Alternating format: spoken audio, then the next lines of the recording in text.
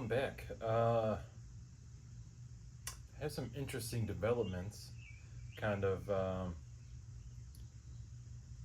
with the build. Some things are going to change a little bit. I'm not going to say too much, but I'm still going to be doing what we were doing everything as cheap as possible. I still plenty to do, but the safety stuff, like we've been doing, I still have to do an oil change, which all my vessels are full. All of my vessels for used oil are full, so I got to figure that out before I could do the oil change. I have the oil already. I have a filter, I'm sure, on the shelf that will work for this motor. So you got oil change, you got to do the brakes, which now because of what else is happening, my original plan with the brakes is not going to work. Trying to keep everything cheap but still safe, I'm going to have to go with a little bit different brakes than what I was originally going to. And I got to do some other finding outs. So I'm going to crawl under the car, verify the transmission that I have, and check the drive shaft. I'm going to be checking U-joints for any kind of slack. Also going to look at the rear end, see if I could get some numbers off of it. I know what it should be, but I just want to verify some stuff that I have. And then what else? I'm still going to do the smog pump. I actually should be soaking the bolts right now while I'm doing this. I should be soaking the bolts on the smog pump stuff. Then we're going to get one wheel front and rear off of the car and just double check the sizing and everything, because I'm going to list these for sale. So I want to get the exact size known on these, because I don't know if they're staggered. So I'll just pull one front off, one rear, look at the numbers, take all the pictures and list them. Tires look pretty good. They're Nexen. Anyways, I think those might sell decently quick. But anyway, so there's been some exciting new developments in the saga that is this Monte Carlo. Pretty excited for you guys to see. But like I said, that a lot of it's not going to be revealed for quite a while. But we're still going to keep plugging along, doing what we're doing to get the car good running, driving as is. The digital dash too. That's the other thing. I have to calibrate the digital dash, which I keep putting off because technology intimidates me. Like even this fancy microphone that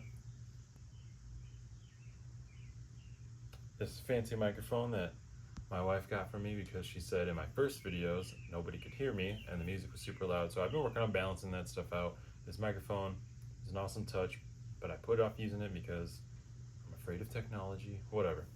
But yeah, so pretty exciting stuff. I'm really happy how it's going. And then I kind of had a situation fall into my lap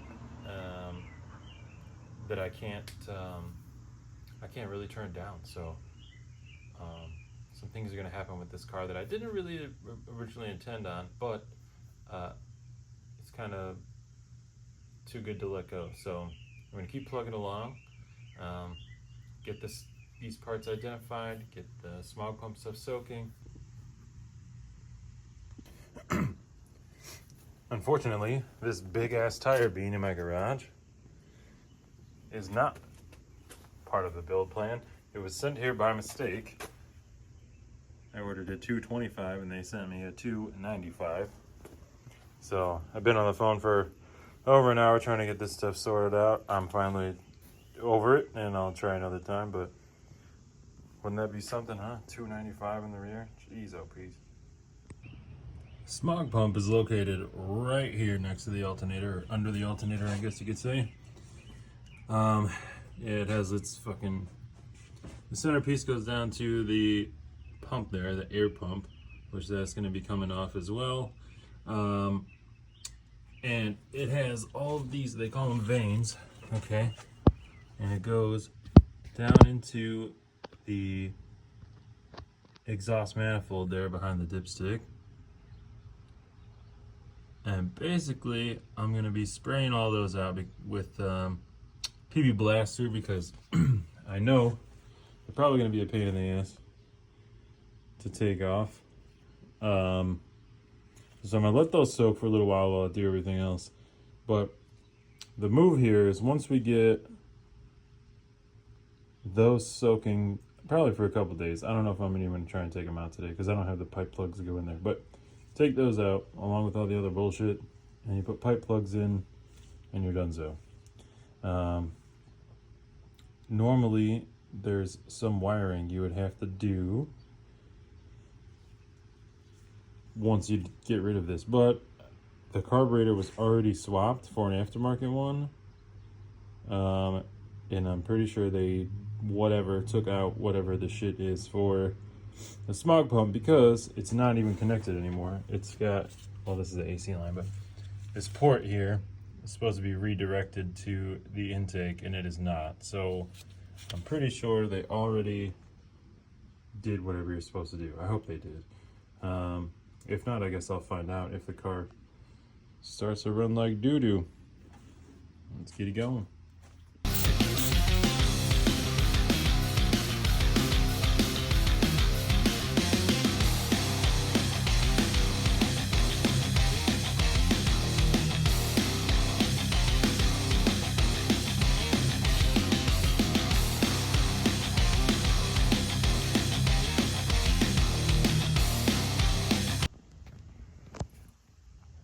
All right, so I did say the car was 90% rust free. It's still holding true for the most part. There's some crusty pieces like the control arms and the brakes and stuff, but the brakes are going to be, we're pretty much replacing all this. That crusty dust shield is probably going to come off. To be honest, I wouldn't expect anything better from a 40-year-old Midwest car. This is all stuff that's easily replaceable pretty much. The frame and everything is still super solid.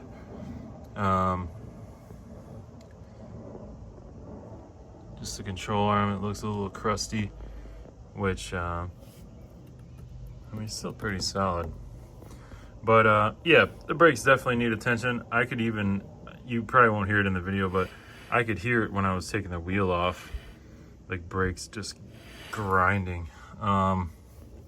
So, like I said, all this is getting replaced.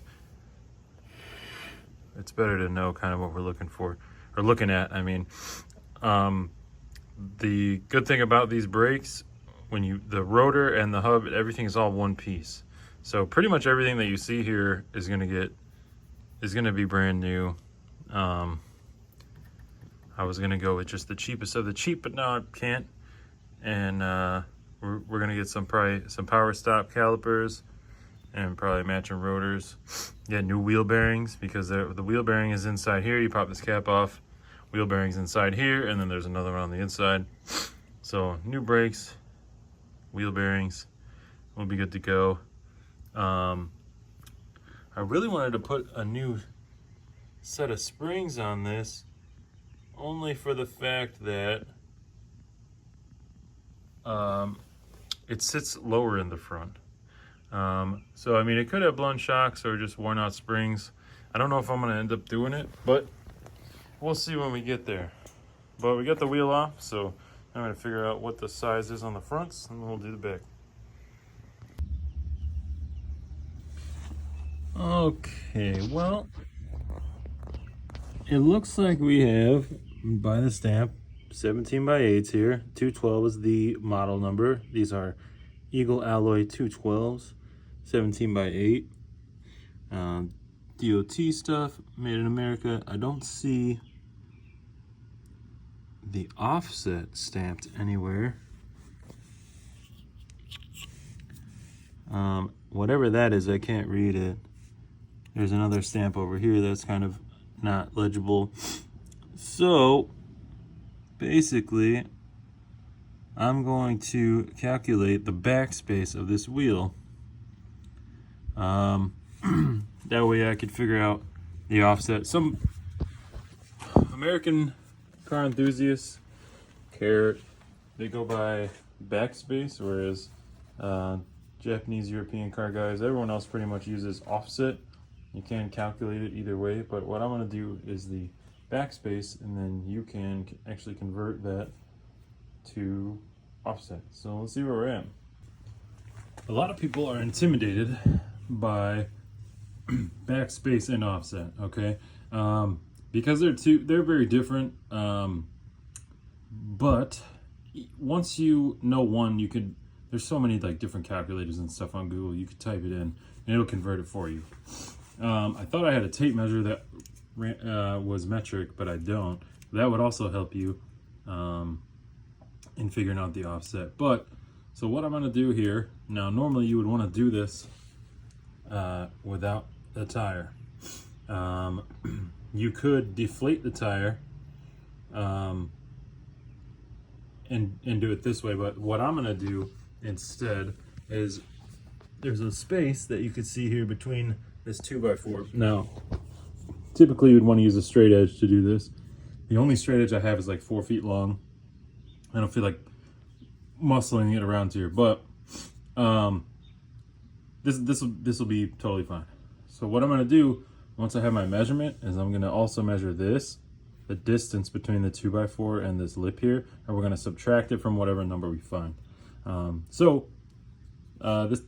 2x4 has kind of been beat up a little bit, so I'm just finding the cleanest edge. I'm going to put it what I feel like is center completely over the wheel. That looks about right. And then I'm going to take the tape measure, line it up with the mounting surface on the wheel. The part that goes against your hub is where you want to measure from. And so if you look, we are right at 5-inch. So this has a 5-inch backspace. And then we'll take and measure this here. And I'm gonna call it a 1/2 inch because they don't really do backspaces in 1/4 inches. So I'm gonna say that this has a 4.5 inch backspace because we're subtracting the height of what the sidewall of the tire is doing. So we're at 5 inches here. We got a 1/2 inch here. So that's 4.5 inch backspace. If you guys understand how that works.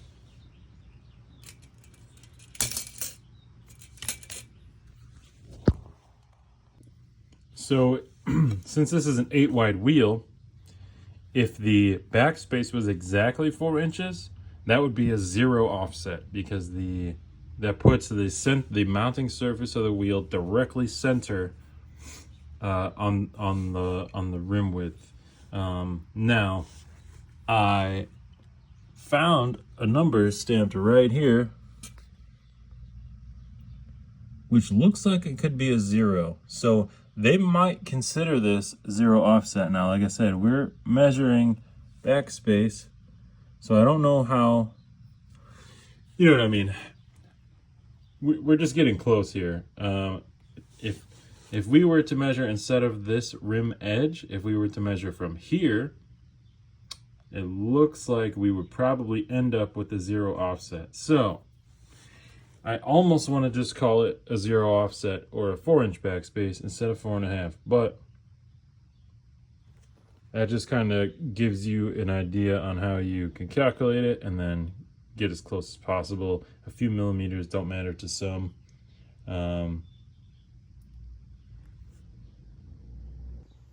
Okay, here's another thing that gets very overlooked. And I can't tell you how many people's cars of my buddies that I have had to replace lug nuts or lug studs, you know, knock out broken lug studs, put new ones in, whatever. And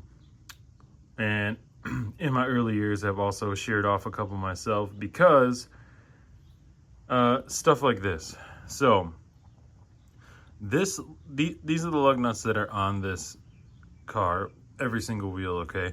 Now these lug nuts are specifically for Krager wheels, you know, or Supremes or American Racing, stuff like that. These are for wheels. Let's go over to the Impala here. Like this. Because the rim, the lug hole on the rim is big enough for this lug nut to slide into like this, okay? It slides into the hole, okay, imagine there's a hole here, but it slides in like this, and then it actually centers your wheel on these lug nuts. They do not have the cone, I can't remember the degree because there's two different degrees. Some racing wheels have a less of a degree, but it's like 45 degree on a lot of lug nuts. I have some over there I could dig through, but these lug nuts are made for wheels like this. They are not, however, made for these wheels. And what you'll see is what these lug nuts are designed to do is go down inside of this hole, okay, on every single one, and center the wheel on the hub. But also, so some like Kragers will have this hole is elongated, so it'll be an oval here instead of a circle. And what that does is allows you to use either the 5 by 4 3/4 or 5 by 4 1/2, and I think there's one more because there's a narrower one, and then there's this one, and then there's a wider one. I can't remember all three of them, but anyways, it's a slotted wheel hole. This lug nut centers on the slotted wheel hole or the Krager. Okay, you see that does not go in there at all, which means running these lug nuts on this car is sketchy as fuck. Luckily, we're not really taking this car anywhere other than in the neighborhood. I'll make sure they're good and tight, but these have an extremely high chance of loosening themselves up and backing out. Now, all of the lug nuts that I loosened on the rear and the front, they were really on there. So I don't have that problem right now, but I probably would not want to drive something like this on the expressway for sure.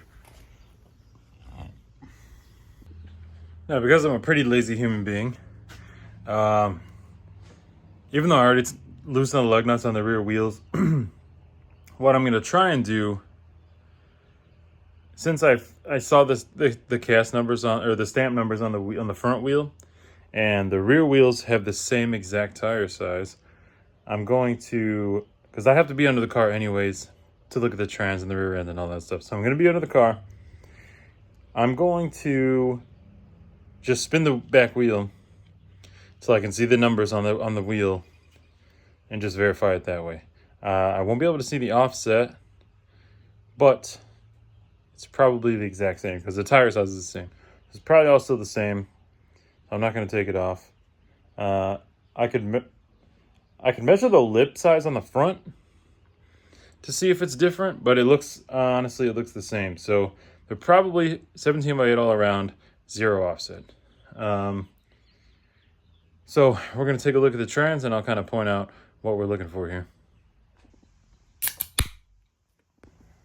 And I cannot stress this enough. This is why we're not working on that right now, is because it's in a driveway and the driveway's on a slope. But jack, backup jack stand, another backup jack stand. Please, guys, make sure you have safety provisions, fail safes. So they're actually at 2 different heights. So this one is a little bit lower than the front one.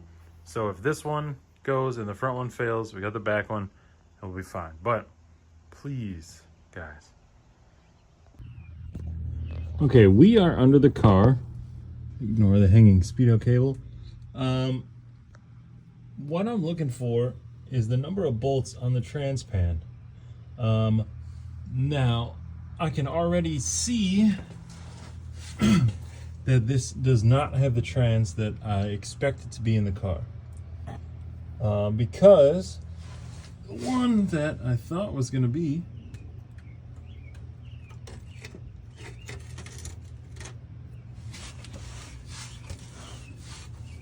the transmission I thought was going to be in the car actually had like a hump.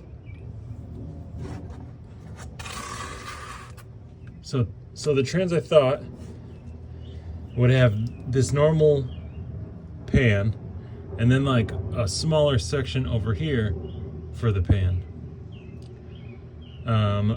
which it doesn't have. So the only thing we could do now is count the bolts and then look on my encyclopedia of Chevrolet info, aka old Chevy forums, to find out exactly which transpan this is, because it's not the one I thought. So I'm just going to take a picture from as far back as I could get, count the bolt holes, and then we're going to find out what trans it is.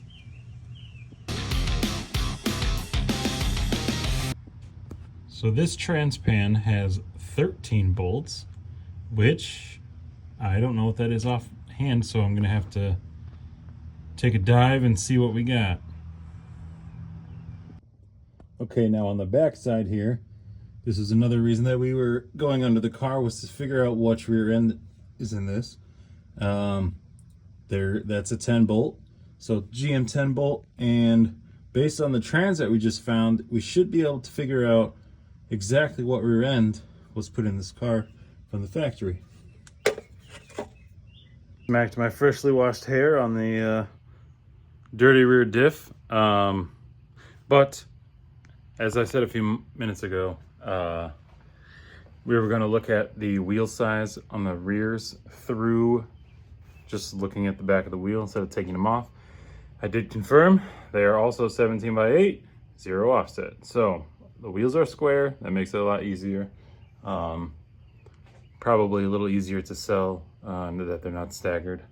But yeah, let's do some digging and see what kind of trans we got. All right, well, originally I thought this car had a THM 350 transmission, okay? That was based on a lot of just research, whatnot. I did some more digging, forums and whatnot. According to the year, you know, the engine, it said that most of them came with a TH200 4R, which is a 4-speed automatic with overdrive. The transmission pan I was looking for was for the TH200. Now, the trans pan that I found under the car is not. That is the correct pan and bolt count for the THM 350. So it does have... So that transmission is technically considered a 3-speed power glide. With no overdrive. So we've identified the trans, we have the 10 bolt rear end, so the gear ratios are going to be probably less than 373. So 373 would have been mated to the TH200 4R trans. Stupid. But I probably have to do some more Google digging to see what rear end I have, or I don't feel like popping the case, you know, to look at the gears, but we at least know what engine or what transmission we have paired to a 10 bolt.